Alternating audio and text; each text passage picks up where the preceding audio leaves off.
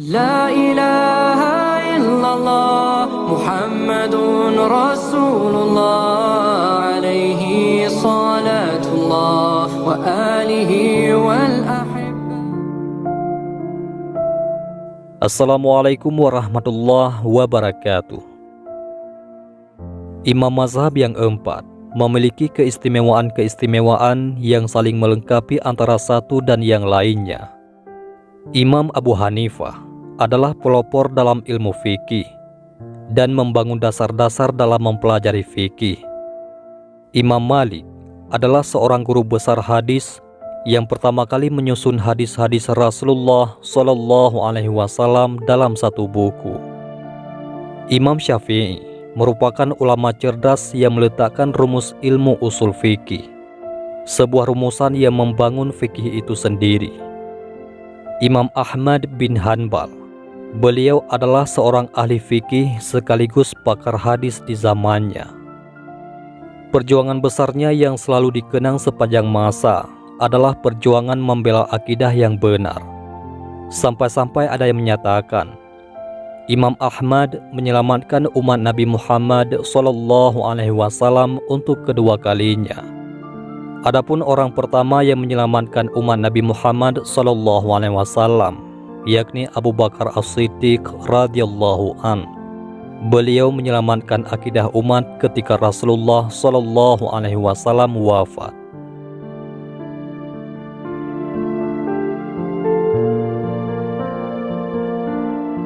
Beliau adalah Abu Abdillah Ahmad bin Muhammad bin Hanbal Asy-Syaibani. Imam Ibnu Al-Atsir mengatakan, tidak ada di kalangan Arab rumah yang lebih terhormat, yang ramah terhadap tetangganya dan berakhlak yang mulia daripada keluarga Syaiban. Banyak orang besar yang terlahir dari kabilah Syaiban ini. Di antara mereka ada yang menjadi panglima perang, ulama, dan sastrawan. Beliau adalah seorang Arab Adnaniyah. Nasabnya bertemu dengan Rasulullah Shallallahu Alaihi Wasallam pada Nizar bin Ma'ad bin Adnan. Imam Ahmad dilahirkan di ibu kota kekhalifahan Abbasiyah di Baghdad, Irak pada tahun 164 Hijriyah atau 780 Masehi. Saat itu Baghdad menjadi pusat peradaban dunia, di mana para ahli dalam bidangnya masing-masing berkumpul untuk belajar ataupun mengajarkan ilmu. Dengan lingkungan keluarga yang memiliki tradisi menjadi orang besar, lalu tinggal di lingkungan pusat peradaban dunia, tentu saja menjadikan Imam Ahmad memiliki lingkungan yang sangat kondusif dan kesempatan yang besar untuk menjadi seorang yang besar pula. Imam Ahmad bin Hanbal berhasil menghafalkan Al-Quran secara sempurna saat berumur 10 tahun. Setelah itu, beliau baru memulai mempelajari hadis. Sama halnya seperti Imam Syafi'i, Imam Ahmad bin Hanbal pun berasal dari keluarga yang kurang mampu, dan ayahnya wafat saat Imam Ahmad masih belia. Di usianya yang remaja, Imam Ahmad bekerja sebagai tukang pos untuk membantu perekonomian keluarga. Hal itu beliau lakukan sambil membagi waktunya untuk mempelajari ilmu dari tokoh-tokoh ulama hadis di Baghdad. Adapun guru pertama Imam Ahmad bin Hanbal adalah murid senior dari Imam Hanifah, yakni Abu Yusuf Al-Qadi. Beliau belajar dasar-dasar ilmu fikih, kaidah-kaidah ijtihad, dan metodologi qiyas dari Abu Yusuf. Setelah memahami prinsip-prinsip mazhab Hanafi, Imam Ahmad mempelajari hadis dari seorang ahli hadis Baghdad, yaitu dari Haisam bin Bishr. Tidak cukup menimba ilmu dari ulama-ulama Baghdad, Imam Ahmad juga menempuh safar dalam mempelajari ilmu. Beliau juga pergi mengunjungi kota-kota ilmu lainnya seperti Mekah, Madinah, Suriah, dan Yaman. Dalam perjalanan tersebut, beliau bertemu dengan Imam Syafi'i di Mekah. Lalu beliau memanfaatkan kesempatan berharga tersebut untuk menimba ilmu dari Imam Syafi'i selama 4 tahun. Imam Syafi'i mengajarkan pemuda Baghdad ini tidak hanya sekedar menghafal hadis dan ilmu fikih, akan tetapi memahami hal-hal yang lebih mendalam dari hadis dan fikih tersebut. Walaupun sangat menghormati dan menuntut ilmu kepada ulama-ulama mazhab Hanafi dan Imam Syafi'i, namun Imam Ahmad bin Hanbal memiliki arah pemikiran fikih tersendiri. Ini menunjukkan bahwa beliau adalah seorang yang tidak fanatik dan membuka diri. Setelah belajar dengan Imam Syafi'i, Imam Ahmad mampu secara mandiri merumuskan pendapat sendiri dalam fikih. Imam Ahmad bin Hanbal menjadi seorang ahli hadis sekaligus ahli fikih yang banyak dikunjungi oleh murid-murid dari berbagai penjuru negeri Islam, terutama setelah Imam Syafi'i wafat di tahun 820 Masehi. Imam Ahmad seolah-olah menjadi satu-satunya sumber rujukan utama bagi para penuntut ilmu, yang senior maupun yang junior. Dengan ketenarannya, Imam Ahmad bin Hanbal tetap hidup sederhana dan menolak untuk masuk dalam kehidupan yang mewah. Beliau tetap rendah hati, menghindari hadiah-hadiah, terutama dari para tokoh politik.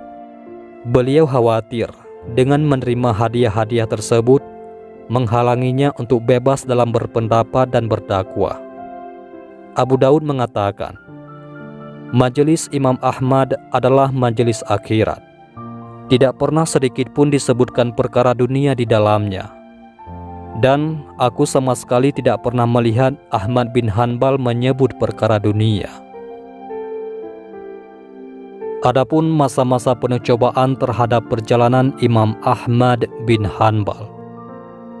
Pada tahun 813 sampai 833 Masehi, dunia Islam dipimpin oleh Khalifah Al-Ma'mun, yakni seorang khalifah yang terpengaruh pemikiran Mu'tazilah.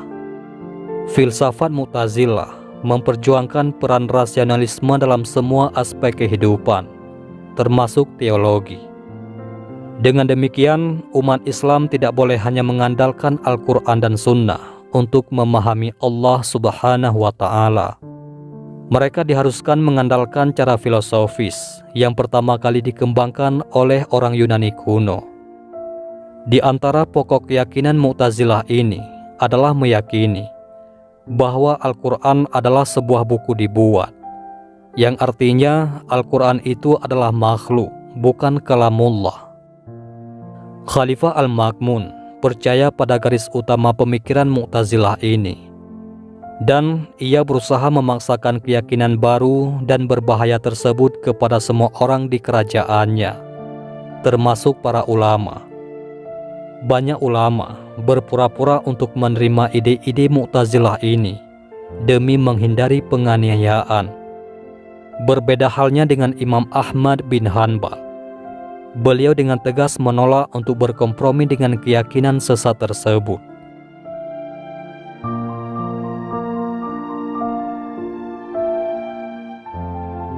Al-Ma'mun melembagakan sebuah inkuisisi, yaitu lembaga penyiksaan yang dikenal juga sebagai mihna.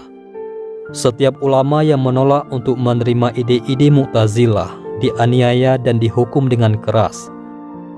Imam Ahmad bin Hanbal sebagai ulama paling terkenal di Baghdad dibawa ke hadapan Al-Ma'mun dan diperintahkan untuk meninggalkan keyakinan Islam fundamentalnya mengenai teologi. Ketika beliau menolak, beliau disiksa dan dipenjarakan. Penyiksaan yang dilakukan pihak pemerintah saat itu sangatlah parah. Orang-orang yang menyaksikan penyiksaan berkomentar, bahkan gajah pun tidak akan bisa bertahan jika disiksa sebagaimana Imam Ahmad disiksa. Diriwayatkan, Imam Ahmad dihukum cambuk, tapi beliau tetap kukuh menyatakan bahwa Al-Quran itu kalamullah. Beliau terus dicambuk hingga pingsan, bahkan dibangunkan paksa, lalu tubuhnya digores pedang, dilempari dengan tanah, dan diinjak-injak, sebelum akhirnya dimasukkan ke dalam penjara. Meskipun demikian, Imam Ahmad tetap memegang teguh keyakinannya memperjuangkan akidah yang benar. Yang demikian benar-benar menginspirasi umat Islam lainnya di seluruh wilayah Daulah Abbasiyah. Apa yang dilakukan Imam Ahmad menunjukkan bahwa umat Islam tidak akan mengorbankan akidah mereka demi menyenangkan otoritas politik yang berkuasa. Pada akhirnya, Imam Ahmad hidup lebih lama dari Al-Ma'mun. Setelah Al-Ma'mun meninggal, kemudian pemerintahan dipegang oleh dua penguasa yang sama zalimnya seperti Al-Ma'mun, yakni Al-Muqtasim dan Al-Wasik. Setelah kedua penguasa zalim itu meninggal pula, maka Al-Mutawakkil mengganti posisi mereka sebagai khalifah. Al-Mutawakkil adalah seorang khalifah yang berpaham sama dengan pada umumnya masyarakat muslimin. Khalifah Al-Mutawakkil mengakhiri mihna, yaitu lembaga penyiksaan, pada tahun 847 Masehi. Imam Ahmad dibebaskan, beliau pun kembali diperkenankan mengajar dan berceramah di kota Baghdad. Saat itulah kitab Musnad Ahmad bin Hanbal yang terkenal itu ditulis. Khalifah Al-Mutawakkil sangat menghormati Imam Ahmad bin Hanbal, sehingga memohon kepada sang imam untuk berkenan bertemu dengannya. Imam Ahmad dihadiahi harta yang banyak, tetapi Imam Ahmad tidak berkenan menerima. Dan karena itu, Imam Ahmad menyarankan kepada khalifah untuk membagi-bagikan harta itu kepada para fakir miskin. Tunjangan bulanan pun beliau tidak mau menerimanya. Imam Ahmad bin Hanbal wafat di Baghdad pada tahun 855 Masehi. Banan bin Ahmad Al-Qasbani yang menghadiri pemakaman Imam Ahmad bercerita, jumlah laki-laki yang mengantarkan jenazah Imam Ahmad berjumlah 800.000 orang dan 60.000 orang wanita. Pada hari wafatnya, terdapat 20.000 orang Yahudi, Nasrani, dan Majusi yang masuk Islam. Warisan Imam Ahmad bin Hanbal yang tidak hanya terbatas pada permasalahan fikih yang beliau hasilkan, atau hanya sejumlah hadis yang telah beliau susun.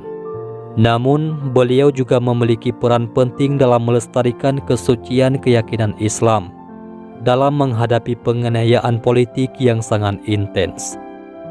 Kiranya inilah yang membedakan Imam Ahmad dari ketiga imam lainnya.